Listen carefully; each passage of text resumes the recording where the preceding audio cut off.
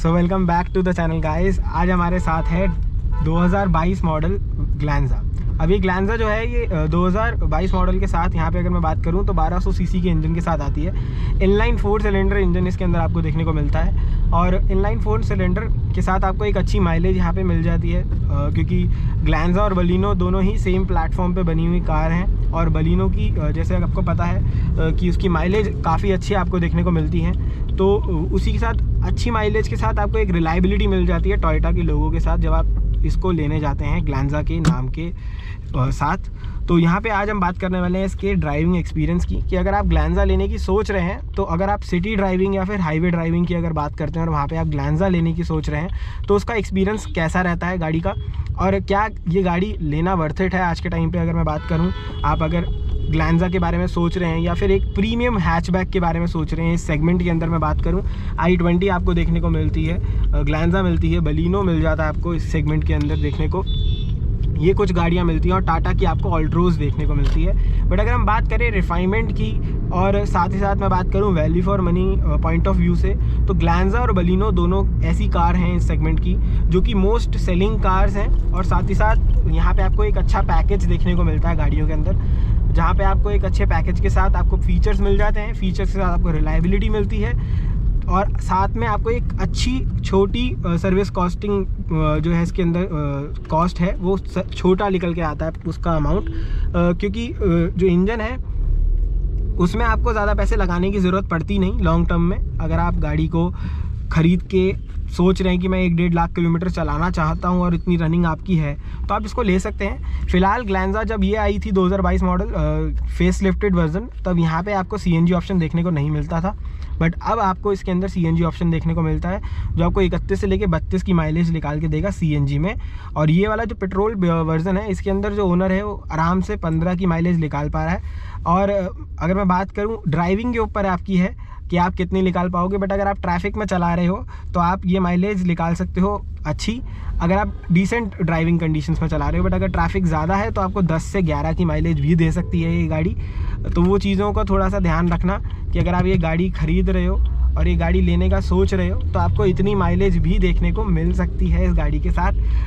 तो ये थोड़ा सा रहता ही है भाई पेट्रोल गाड़ियों में, चाहे जितनी भी रिफाइनमेंट हो जाए, but mileage issue metropolitan city के अंदर जैसे दिल्ली हो गई है, यहाँ पे जाम ट्रैफिक्स बहुत लगते हैं तो यहाँ पे एक इशू यहाँ पे आपको देखने को मिलता ही है। बाकी ये ग्लैंजा की तो आपको प्रॉपर प्लेलिस्ट भी देखने को मिलेगी मेरे चैनल पे, इसमें काफ़ी सारे मॉड्स हो चुके हैं अभी तक और अभी हाल फिलहाल में आज ही हम इसका एग्जॉस्ट का काम भी करवा के आ रहे हैं, तो इसके अंदर प्रॉपर एग्जॉस्ट भी लगा हुआ है। अब अभी फ़िलहाल मैं सेंट्रल CP के अंदर हूँ तो मैं इसका एग्जॉस्ट ऑन करके आपको सुना नहीं सकता, कोशिश करूँगा एक आधी क्लिप अटैच करने की एग्जॉस्ट साउंड की, बाकी इसकी सेपरेट वीडियो आएगी, आप उस पर जाके देख सकते हैं। टॉपिक पे अगर हम दोबारा आते हैं तो गाड़ी काफ़ी ज़्यादा रिफाइंड आपको देखने को मिलती है ऑल अराउंड। अगर मैं बात करूँ गाड़ी के रिफाइनमेंट लेवल की तो आपको एक अच्छा रिफाइंड लेवल देखने को मिलता है गाड़ी का। आपको इसका जो गियर बॉक्स है वो काफ़ी स्मूथ मिलता है, गाड़ी के अंदर कंफर्ट है गाड़ी की। सो यहाँ पे अगर मैं बात करूँ इसके ट्रैफिक कंडीशन में, अगर मैं बात करूँ अगर आप गाड़ी चला रहे हैं रोज़ की आपकी डेली रनिंग ट्रैफिक की है तो मैं आपको फिर वही कहूँगा कि ट्रैफिक अगर कंडीशन में आप गाड़ी चला रहे हैं तो फिर आप ऑटोमेटिक कार की तरफ जा सकते हो, क्योंकि मैनुअल गाड़ी आपको कहीं ना कहीं दुख तो थोड़ी सी देती है भाई, क्योंकि आपको ट्रैफिक के अंदर पूरा टाइम क्लच दबा के रखना है और उसके अंदर माइलेज भी ड्रॉप होगी। और माइलेज फिर वही बात आ जाती है कि माइलेज जो ऑटोमेटिक है उसकी भी वही रहेगी और मैनुअल की भी वही रहेगी, क्योंकि 10-11 पे तो भाई ये भी आ जाती है। अगर मैं इसकी अभी शो करूं तो अभी ये 15 की माइलेज शो कर रही है अपने मीटर के अंदर, अब ये रियलिटी में 15 दे रही है या नहीं दे रही वो कुछ आप कह नहीं सकते हो, बट मुझे जितना लगता है कि शायद 12-13 की माइलेज इस टाइम पे निकाल रही होगी, क्योंकि अभी ट्रैफिक कंडीशन काफ़ी ज़्यादा है। AC अभी फ़िलहाल ऑफ है क्योंकि सर्दियों का मौसम है भाई, AC हमने नहीं चला रखा।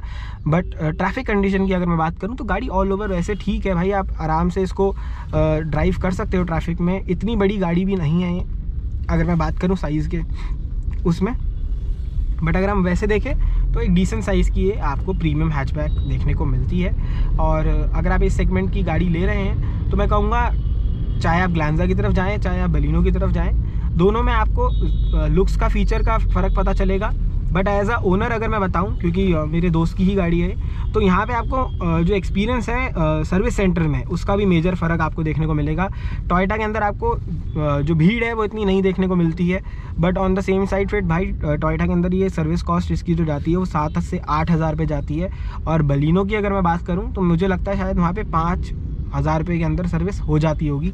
उसका मैं कोट नहीं करता कि वहाँ पे सर्विस क्या हो रही है, क्योंकि मैं खुद ओनर नहीं हूँ बलिनो का, बट मुझे मेरा अंदाज़ा है कि हाँ भाई मारुति फिर भी सस्ता है टोयोटा से। तो अगर आप टोयोटा का बैज ख़रीदना चाह रहे हो तो भाई आपको रिलायबिलिटी तो मिलती है, बट आपको फिर एक प्रीमियम कॉस्ट भी देनी पड़ती है एक अच्छे एक्सपीरियंस की, जहाँ पे आपको फ्लॉलेस एक्सपीरियंस मिलता है, जहाँ पे आपको कोई टेंशन नहीं है, गाड़ी के अंदर ज़्यादा आपको वेट नहीं करना पड़ेगा सर्विस में, और आपकी गाड़ी 2-2.5 घंटे में सर्विस होके मिल जाएगी। तो वो चीज़ें हैं। बाकी अगर मैं बात करूं तो भाई गाड़ी ऑल ओवर बहुत सही है। अराउंड मैं बात करूं 35,000 किलोमीटर ये चलने वाली है, और 35,000 किलोमीटर्स में अभी तक इसके अंदर कोई भी मेजर काम खर्चा नहीं हुआ, सिर्फ जनरल सर्विसेज हुई हैं। और उनके बाद अगर मैं बात करूं तो गाड़ी काफ़ी ज़्यादा रिफाइंड तरीके से चल रही है। हल्का सा क्लच हार्ड होना स्टार्ट हुआ है इसका, बट मैं कहूँगा फिर आपकी ड्राइविंग के ऊपर भी होता है, क्योंकि ये गाड़ी एक सिंगल ओनर ड्राइवर नहीं है, ड्राइविंग नहीं करते हैं इससे, मल्टी ड्राइवर्स के पास ये जाती है, मतलब घर में ही 2-3 बंदे इसको ड्राइव कर लेते हैं। तो फिर वहाँ पे जो क्लच रिस्पॉन्स है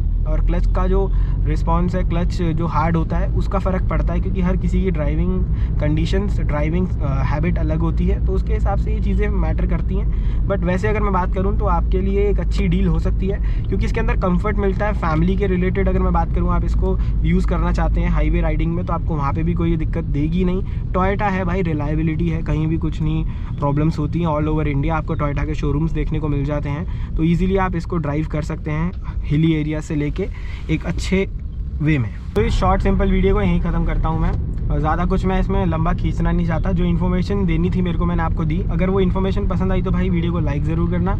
कोई डाउट हो तो कमेंट में ज़रूर से पूछ सकते हो। और इस वीडियो को इस नोट में यहीं ख़त्म करते हैं। वीडियो इन्फॉर्मेटिव लगी तो वीडियो को लाइक करना, शेयर करना, चैनल को सब्सक्राइब करके ज़रूर से जाना। ऐसी और इन्फॉर्मेटिव वीडियो के साथ मिलता रहूँगा। Till then bye bye.